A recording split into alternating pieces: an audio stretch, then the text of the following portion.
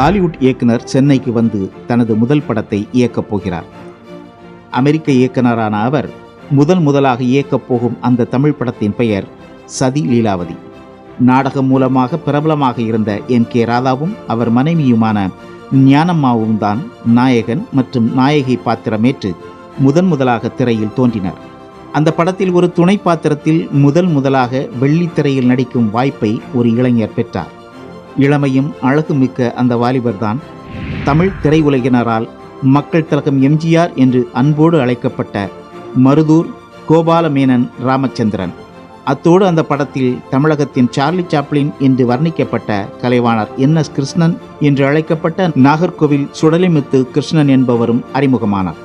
அவரோடு பன்முக பாத்திரங்களால் தமிழ் மக்களின் நெஞ்சம் நிறைந்த கலைஞர் TS பாலையா என்று அழைக்கப்பட்ட திருநெல்வேலி சுப்பிரமணியனும் அடங்குவார். MK ராதா என்ற மெட்ராஸ் கந்தசாமி ராமச்சந்திரனுக்கும் சதி லீலாவதியே முதல் படமாக அமைந்தது. இப்படி புகழ்மிக்க நாடக கலைஞர்களாக இருந்து எதிர்காலத்தில் மிகப்பெரிய திரைபிம்பங்களாக உருவெடுத்த மகோன்னத கலைஞர்களை இயக்க கேமராவை முடுக்கியவர்தான் அந்த ஹாலிவுட் இயக்குனர்.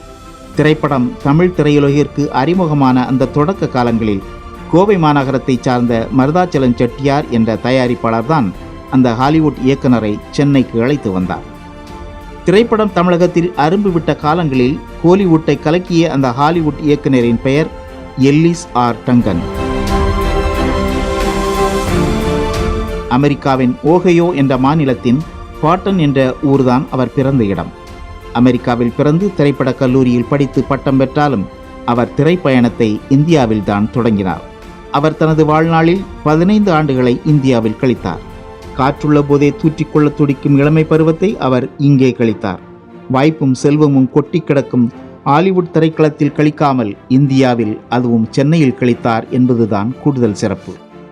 ஹாலிவுட் இயக்குனரான எல்லிஸ் ஆர் டங்கன் ஹாலிவுட்டில் இயக்குனராகி $1 மில்லியன் வருமானத்தை பெருக்கிக் கொள்ளும் வகையிலான படைப்பாற்றல் கொண்ட திறமையாளர். அவர் இந்தியாவுக்கு வருவதற்கான காரணம் என்ன? அதுவும் சென்னையை தனது மானசீகமான மாநகரமாக கருதி அங்கேயே தங்கியதின் பின்னணிதான் என்ன? ஆங்கிலம் மட்டுமே அறிந்த அந்த படைப்பாளி தமிழ்மொழி உள்ளிட்ட இந்திய மொழிகள் எதுவுமே எழுத படிக்க தெரியாமல் எப்படி படங்களை இயக்கினார்? திரைப்படங்கள் பேச பழகி கொண்டிருந்த காலகட்டத்தில் அந்த தமிழ் பேசாத இயக்குனர் எப்படி சிறந்த இயக்குனராக பேசப்பட்டார்? இது போன்ற சுவையான தகவல்களுடன் வருகிறது இன்றைய இப்படிக்கு காலம்.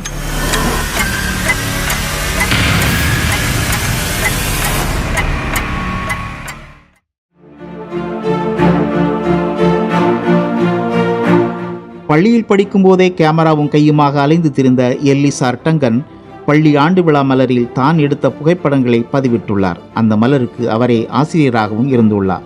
அவர் ஐரிஷ் நாட்டை பூர்வீகமாக கொண்டிருந்த அமெரிக்கர். திரைப்படம் என்ற ஊடகம் உலகெங்கும் புற்றீசல் போல் பரவி கொண்டிருந்த தொடக்க காலத்தில் அது தொடர்பான உயர்கல்வியும் அறிமுகமாகியது. லாஸ் ஏஞ்சலஸில் உள்ள தெற்கு கலிபோர்னியா பல்கலைக்கழகத்தில் ஒளிப்பதிவு துறையை தேர்ந்தெடுத்தார். அந்த திரைக்கல்லூரியில் சேர உலகெங்கிலுமிருந்து பல மாணவர்கள் ஆர்வம் காட்டினர். இந்தியாவைச் சேர்ந்த மாணிக்லால் டாண்டன் என்ற மாணவர் அதே கல்லூரியில் திரைக்கல்வி படிக்கும் போதுதான் எல்லிஸ் ஆர் டங்கன் மற்றும் மைக்கேல் ஆர்மலோவ் என்பவர்களுடன் நட்பு ஏற்பட்டது. அந்த நட்பே அந்த இருவரையும் இந்தியாவுக்கு அழைத்து வர வாய்ப்பாகவும் அமைந்தது. சென்னையில் 1931ஆம் ஆண்டு முதல் பேசும் படமான காளிதாஸ் வெளியானது. அதன் பிறகு திரைப்படம் தயாரிக்கும் பணிகள் துரித வேகத்தில் நடந்தன. தொடக்கத்தில் திரைப்படம் எடுக்கும் வசதிகளும் அதன் தொழில்நுட்பம் தெரிந்த வல்லுநர்களும் சென்னையில் இல்லை. எனவே பாம்பே, கல்கத்தா என்று பயணித்து அங்கேயே படம் எடுத்து முடித்து சென்னைக்கு கொண்டு வந்து திரையிடும் நிலை ஏற்பட்டது. ஹாலிவுட்டில் படிப்பு முடித்து இந்தியாவுக்கு திரும்பிய மாணிக்லால் டாண்டன் போன்ற திரைக்கலை தெரிந்தவர்கள் முன்னோடி இயக்குநர்களாக செயல்பட்டனர். இந்தியாவில் பட வாய்ப்புகள் அதிகம் இருப்பதாலும் அதனை இயக்குவதற்கு தொழில் தெரிந்த நபர்கள் தேவைப்பட்டதாலும் தனது நண்பர்களான எல்லிஸ் ஆர் டங்கனையும் மைக்கேல் ஆர்மலோவையும் இந்தியாவுக்கு வருகை தருமாறு அழைத்தார் மாணிக்லால் டாண்டன். அவரது அழைப்பை ஏற்று அவர்கள் இருவரும் கல்கத்தாவுக்கு வருகை தந்து திரைப்படம் இயக்க துணையாக இருந்தனர். அப்போதுதான் கோவை மாநகரை சார்ந்த திரைப்பட தயாரிப்பாளர் மருதாச்சலம் செட்டியார் சதி லீலாவதி படம் எடுக்கும் நோக்கில் கொல்கத்தாவிற்கு சென்று மாணிக்லால் டாண்டனை இயக்கி தருமாறு கேட்டுக்கொண்டார். அப்போது மாணிக்லால் டாண்டன் நந்தனார் என்ற தமிழ் படத்தை இயக்கிக் கொண்டிருந்தார். மற்றொரு படத்தில் பணி செய்த நிலையில் தனது வகுப்பு தோழரான எல்லிஸ் ஆர் டங்கனை அறிமுகப்படுத்தி அவரை பயன்படுத்திக் கொள்ளுமாறு மருதாச்சலம் செட்டியாரிடம் பரிந்துரைத்தார். அப்படி பரிந்துரைக்கப்பட்ட அந்த ஹாலிவுட் இயக்குனர் 1935ஆம் ஆண்டு சென்னை வந்தார். ஒரு படத்தை இயக்குவதற்காக சுமார் 6 மாத காலம் வரை தேவை என்ற நிலையில் சென்னை வந்த எல்லிசா டங்கன் 15 ஆண்டுகள் சென்னையை விட்டு செல்ல முடியாத அளவுக்கு சென்னை அவர் வாழ்க்கையின் ஒரு அங்கமாக மாறியது. அவரது கைவண்ணத்தில் 12 திரைப்படங்கள் உள்ளிட்ட 17 படங்களை இயக்கினார். அத்தோடு 2ஆம் உலகப் போரின் போது பிரிட்டிஷ் அரசின் செய்தி படங்களையும் அவர் எடுத்தார். தொடக்கத்தில் புராணங்களை அடிப்படையாக கொண்டுதான் அதிக படங்கள் வெளியாயின. குறிப்பாக மேடைகளில் போடப்பட்ட நாடகங்களை அப்படியே திரைமொழிக்கு மாற்றுவது எளிதாகவும் மக்களை தொடர்புபடுத்துவதாகவும் இருந்தது. அதன் பின்னர்தான் சமூக பின்னணி கொண்ட திரைப்படங்கள் வரும் நிலை ஏற்பட்டது. அப்படி எடுக்கப்பட்ட படங்களில் ஒன்றுதான் சதி லீலாவதி. ஆனால் சதி லீலாவதி வளர்வதில் சிக்கல் ஏற்பட்டது. சதி லீலாவதியின் கதை பதிபக்தி என்ற நாடகத்தை தழுவியதாக கொண்டிருந்தது. குடியால் ஏற்படும் தீமைகளை மையமாக எழுதி உருவாக்கப்பட்ட பதிபக்தி நாடகம் தமிழகத்தின் பட்டி தொட்டிகளில் சக்கை போடு போட்டது. சதி லீலாவதி படத்தின் நாயகனாக நடித்த M.K. ராதா தான் பதிபக்தி நாடகத்திலும் நாயகன். மதுரை ஒரிஜினல் பாய்ஸ் கம்பெனி மூலம் M.K. ராதாவின் தந்தையார் கந்தசாமி முதலியார் இந்த நாடகத்தை நெறிப்படுத்தி தமிழகம் முழுக்க எடுத்துச் சென்றார். சென்னையில் மட்டும் 1 வருடம் பதிபக்தி நாடகம் நடத்தப்பட்டுள்ளது. மதுரை ஒரிஜினல் பாய்ஸ் கம்பெனி தான் எம்ஜிஆரின் கலை உலகின் தாய் வீடாக இருந்தது. நாடகங்களில் சின்ன சின்ன பாத்திரங்களில் நடித்து வந்தார் எம்ஜிஆர். இந்த நாடகத்தை எழுதியவர் கிருஷ்ணசாமி பாவலர் ஆவார். அதே நேரத்தில் தான் பதிபக்தி திரைப்படமாக எடுக்க மற்றொரு முயற்சியும் நடந்துள்ளது. மூவி டோன் தயாரிப்பு நிறுவனம் நடிகர் K.P. கேசவனை வைத்து பதிபக்தி கதையை படமாக்க திட்டமிட்டது. அதே நேரத்தில் கோவை மருதாச்சலம் செட்டியாரும் இதை படமாக்க விரும்பியதால் கதைக்கான உரிமை பிரச்சனை எழுந்தது. அதே நேரத்தில் S.S. வாசன் அவர்களால் ஆனந்த விகடனில் சதி லீலாவதி என்ற கதை தொடராக வெளிவந்துள்ளது. S.S. வாசனை அணுகினார் மருதாச்சலம் செட்டியார். தனது சதி லீலாவதி கதையை 200 ரூபாய்க்கு மருதாச்சலம் செட்டியாருக்கு அளித்தார் S.S. வாசன். சதி லீலாவதியும் பதிபக்தியை தழுவிய கதைதான் என்றாலும் அதன் மூலக்கதை 1800களில் வெளியான அமெரிக்க நாவலான டேன்ஸ்புரி ஹவுஸ் என்ற கதையை தழுவியது என்று S.S. வாசன் தெரிவித்துள்ளார். பதிபக்தி நாடகத்தில் நடித்து பிரபலமான தனது மகனான M.K. ராதாவை சதி லீலாவதியில் நடிக்க வைக்க வேண்டுமென தயாரிப்பாளர் மருதாச்சலத்திடம் கந்தசாமி முதலியார் வேண்டினார். அவரும் அதனை ஏற்றுக்கொண்டார். இதன் மூலம்தான் எம்ஜிஆருக்கும் இந்த படத்தில் முதலாக நடிக்கும் வாய்ப்பும் கிட்டியது. திரைப்படத்தில் நடிக்க வாய்ப்பு கிட்டும் என்று கந்தசாமி முதலியார் எம்ஜிஆரை சென்னைக்கு அழைத்தார். சென்னைக்கு எம்ஜிஆர் அவரது சகோதரரான சக்கரபாணியோடு சென்றார். அங்கே மருதாச்சலம் செட்டியாரை சந்தித்து சதி லீலாவதி படத்தில் துணை பாத்திரத்தில் நடிப்பதற்கு ஒப்பந்தமானார் எம்ஜிஆர். அந்த திரைப்படத்தில் நடிப்பதற்கு எம்ஜிஆருக்கு 100 ரூபாய் முன்பணமாக வழங்கப்பட்டுள்ளது. முதலாக 100 ரூபாய் சம்பளத்தை அதுவும் முழு நோட்டாக வாங்கிய உற்சாகத்தில் அந்த படத்தில் நடிக்க தொடங்கினார் எம்ஜிஆர். பதிபக்தி நாடகத்தில் வரும் காவலர் பாத்திரம் சிறியது என்றாலும் அது மனதில் நிற்கும் அளவுக்கு முக்கிய பாத்திரம். நாடகத்தில் அந்த பாத்திரம் எம்ஜிஆருக்கு கிடையாது. ஆனால் அந்த காவலர் பாத்திரம் தனக்கு கிடைக்கிறது என்ற கூடுதல் உற்சாகத்தில் இருந்தார் எம்ஜிஆர். படம் தயாரிப்புக்கான அனைத்து முன்கள பணிகளும் நிறைவு பெற்ற பின்னர் திரைப்படம் இயக்கும் பணி எல்லிசா டங்கனின் கையில் ஒப்படைக்கப்பட்டது. ஹாலிவுட்டில் திரைக்கல்வி முடித்துவிட்டு கேமராவும் கையுமாக இந்தியாவுக்கு வந்த எல்லிசா டங்கன் ஒரு கேமரா கலைஞர் என்பதாலேயே புரியாத மொழியாக இருந்தும் புதுமைகள் பல செய்யும் முன்னோடியாக இருந்தார். அப்போது திரைப்படங்கள் நாடகத்தின் மறுவடிவமாகவே இருந்தன. உரையாடல்கள் கூட பாட்டாகவே பாடப்பட்டன.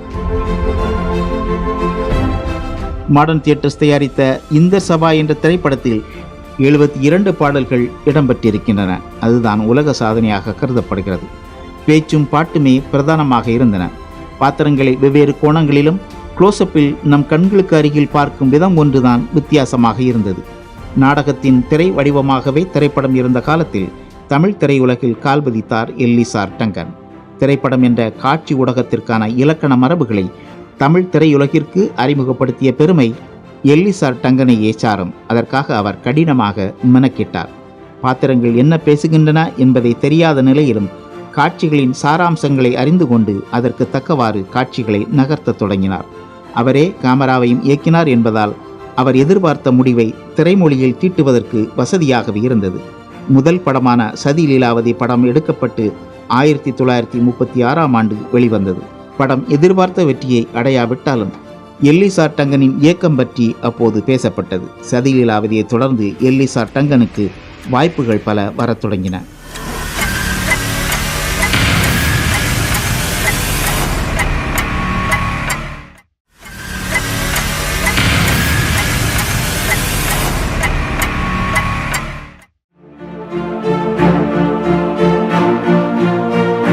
சதி லீலாவதிக்கு பின்னர் எல்லிஸ் டங்கனுக்கு பல வாய்ப்புகள் வரத் தொடங்கின. அதே சமயத்தில் அந்த படத்தின் மூலம் திரையுலகிற்கு அறிமுகமான எம்ஜிஆர், NS கிருஷ்ணன் மற்றும் TS பாலையா ஆகிய அனைவரும் பேசப்பட்டனர்.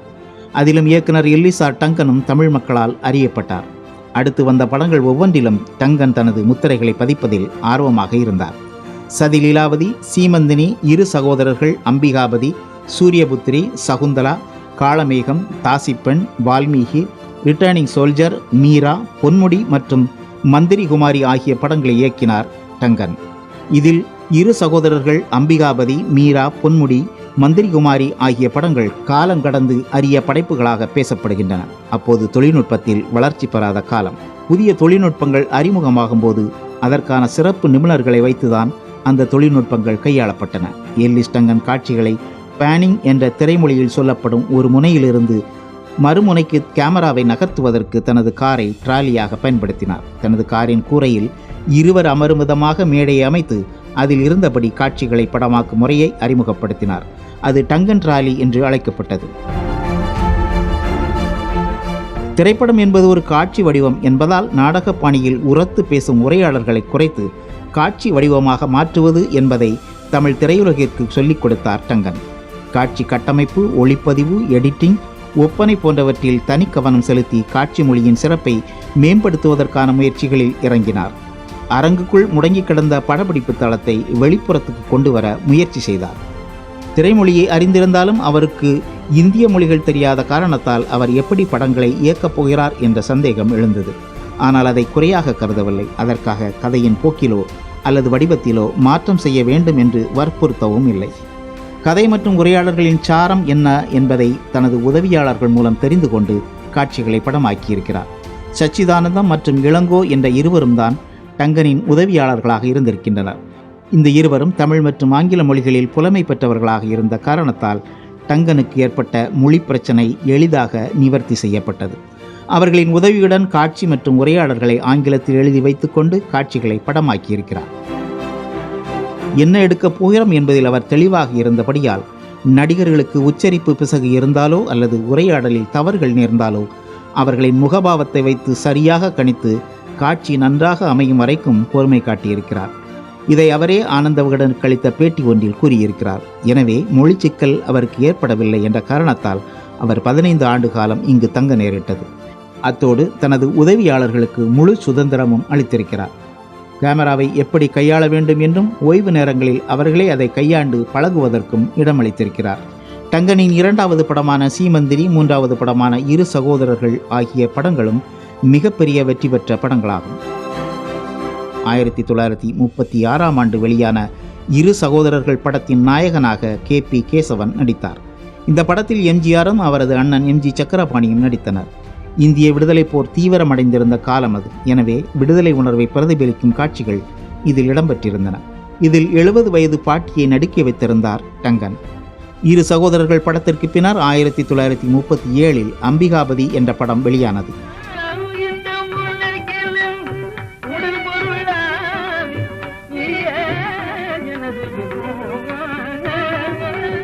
அம்பிகாபதி பெயரில் MKT தியாகராஜ பாகவதர் நடிப்பில் 1937இலும், நடிகர் திலகம் சிவாஜி கணேசன் நடிப்பில் 1957இலும், சமீபத்தில் தனுஷ் நடிப்பிலும் 3 படங்கள் வெளியாகியிருக்கின்றன. முதலில் வந்த அம்பிகாபதி திரைப்படம் எல்லிஸ் டங்கனின் இயக்கத்தில் வெளியானது. டங்கனின் படைப்பாற்றலுக்கு முழு தீனி போட்ட திரைப்படம் அம்பிகாபதி ஆகும். அரசரின் மகளை அரசவை புலவரின் மகன் காதலிப்பதே படத்தின் சாரம். தோல்வியில் முடிந்த இந்த காதல் கதையை கேட்டதும் டங்கனுக்கு மிகவும் பிடித்து போனது. சில காட்சிகள் ஷேக்ஸ்பியரின் ரோமியோ ஜூலியட் காவியத்தை நினைவுபடுத்தியதால் அம்பிகாபதி படத்தை வித்தியாசமாக காட்சிப்படுத்த நினைத்தார். தமிழ் சினிமாவின் ஆரம்பகால காதல் காட்சிகள் தாமரை இலை தண்ணீர் போலத்தான் அமைக்கப்பட்டிருக்கும். ஆனால் டங்கன் அம்பிகாபதி காதல் காட்சிகளை மிகவும் யதார்த்தமாக வடிவமைத்தார். நாயகனும் நாயகியும் காதலை நெருக்கமான சூழலில் வெளிப்படுத்தும்படியாக காட்சி அமைத்தார். தமிழ் திரைப்படத்தில் முதலாக முத்த காட்சி இந்த படத்தில்தான் இடம்பெற்றிருந்தது. அதனை விரசம் இல்லாமல் கவித்துவமாக படமாக்கியது திரையுலகில் அப்போது பரபரப்பாக பேசப்பட்டிருக்கிறது. இந்த படத்தின் நாயகனாக MKT தியாகராஜ பாகவதர் நடித்திருப்பார். கச்சிதமான வசனமும் நேர்த்தியான காட்சி அமைப்புகளும் தேர்ந்த எடிட்டிங் மற்றும் தியாகராஜ பாகவதற்கு தீனி போடும் பாடல் காட்சிகளும் இப்படத்திற்கு மிகப்பெரிய வெற்றியை ஈட்டிக் கொடுத்தது. கலைகள் 64 ஏய உணர்விக்கும் என் நம்மை. சேலம் சங்கர் பிலிம்ஸ் தயாரிப்பில் தொட்டனா செட்டியார் தயாரிப்பில் வெளியான இந்த திரைப்படம் 52 வாரங்கள் ஓடி சாதனை படைத்தது. இந்த படம் MKT தியாகராஜ பாகவதற்கு ஒரு மைல்கல்லாக அமைந்தது. இந்த படத்தின் மூலம் தமிழ் திரையுலகின் முதல் உச்ச நட்சத்திரமாக உருவானார் MKT. டங்கனின் படைப்பாற்றலின் உச்சமாக அமைந்த திரைப்படம் மீரா. செவ்வியல் தன்மை கொண்ட இந்த திரைப்படம் டங்கனின் படைப்பாற்றலை முழுமையாக வெளிப்படுத்தும் விதமாக அமைந்தது. அதே சமயத்தில் MS சுப்புலட்சுமி என்ற இசை ஆளுமையை உலகறிய செய்த படமாகவும் அமைந்தது. இந்த படத்தை MS சுப்புலட்சுமியின் கணவர் சதாசிவம் தயாரிக்க படத்திற்கான உரையாடல்களை கல்கி கிருஷ்ணமூர்த்தி எழுதியிருந்தார். சென்னை மூவி டோன் நிறுவனத்தில்தான் படப்பிடிப்பு நடைபெற்றது. ஆனால் கதையின் தன்மையை அறிந்த எல்லிசா டங்கன் படப்பிடிப்பை வெளிப்புறத்தில் வைத்தால்தான் முழுமை பெறும் என்று நம்பினார்.